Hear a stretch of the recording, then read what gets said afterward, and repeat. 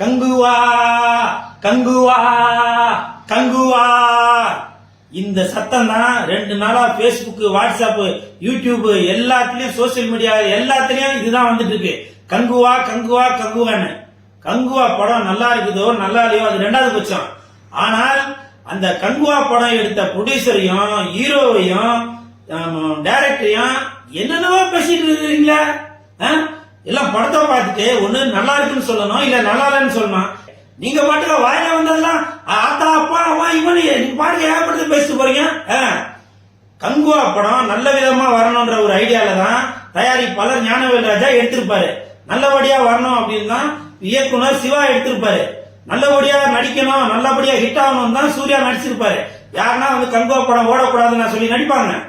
சொல்லுங்க. நீங்க படம் வாயில வந்ததெல்லாம் பேசிட்டு போறீங்களாங்க? அந்த உரிமை உங்களுக்கு யாருங்க கொடுத்தது? படம் பிடிச்சிருக்கா பிடிச்சிருக்குன்னு சொல்லணும், இல்லன்னா இல்லன்னு சொல்லணும். நீங்க இந்த மாதிரி வாயில வந்ததெல்லாம் பேசிட்டு போறீங்களா? சப்போஸ் சிவாவோட குடும்பத்திற்கோ இல்ல ஞானவேல் ராஜா குடும்பத்திற்கோ இல்ல சூர்யாவோட குடும்பத்திற்கோ ஏதோ ஒண்ணு ஆயிடுச்சுனாக்கா நீங்களாங்க வந்து அந்த குடும்பத்தை பாப்பீங்க? சொல்லுங்க. தயவு செய்து அடுத்தவர்களை இழிவுபடுத்தி பேசாதீங்க. நீங்க அப்படி இழிவுபடுத்தி பேசும்போது உங்களுடைய குணம் என்ன அப்படின்றது வெளியில தெரிய வரும்.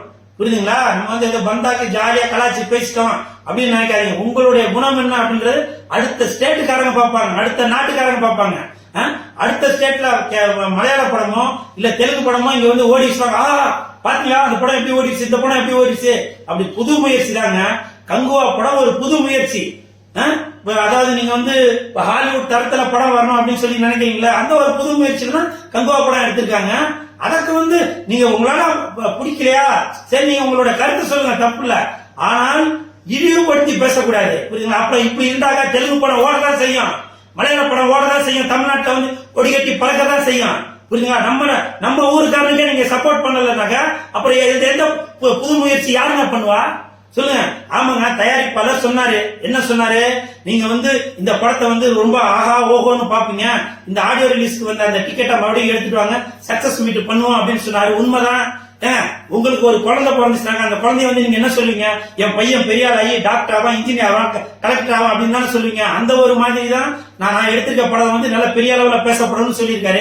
யாருன்னா பிறந்த குழந்தைய ஐயா இது உருப்படாது நாசமா போயிடும், திருட்டு பிள்ளையா வரும், இப்படியா சொல்லுவாங்க? அந்த மாதிரி தாங்க பல கோடி போட்டு கங்குவா படத்தை எடுத்திருக்காரு.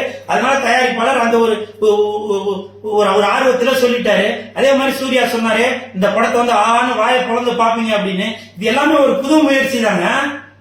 உங்களுக்கு பிடிக்கலன்னு சொல்லுங்க, தப்பு இல்ல. அதை விட்டுட்டு நீங்க அவங்களோட குடும்பத்துல உள்ளவங்க திட்டுறீங்களா? நீங்க உங்க வீட்டுல எடுத்துங்க, ஒரு நாளைக்கு வந்து குழம்பு சரியில்லைன்னா உடனே நீங்க உங்க அம்மா திட்டுவீங்களா? ஒரு தூய்மை எடுத்த சரியில்லைன்னா உடனே உங்க அப்பா அந்த மாதிரி அசியசியமா திட்டுவீங்களா? அக்கா தங்கச்சியில திட்டுவீங்களா? சொல்லுங்க. ஏதோ தவறு நடக்குது, அது சகஜம் தான். அது சவுண்ட் ஜாஸ்தியா தான் இருக்கு அப்படி எல்லாருமே தான் சொல்றீங்க. வாஸ்தவம் தான். இப்ப கம்மி பண்ணிட்டாங்கல்ல.